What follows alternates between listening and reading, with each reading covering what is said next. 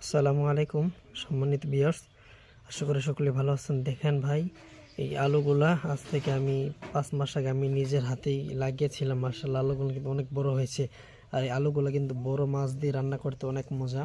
অনেকেই অনেক মাছ দিয়ে রান্না করে থাকেন, তবে সব থেকে ইলিশ মাছ দিয়ে রান্না করলে অনেক টেস্ট লাগে।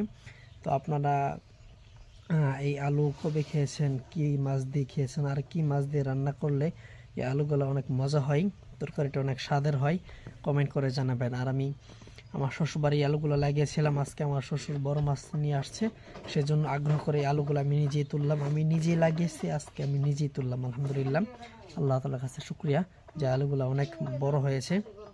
আরও বড় হতো যদি আর কিছুদিন পরে তুলতাম। এই আলুগুলার উপরে কিন্তু ছোট ছোট গাছও কিন্তু ছোট ছোট আলু ধরে, সেই আলুগুলো আবার লাগিয়ে দেব। আবার আল্লাহর রহমতে সেই আলুগুলো আবার নিচে অনেক বড় হবে। এই আলুগুলো কিন্তু অনেক মজাদার তরকারি রান্না করা যায়।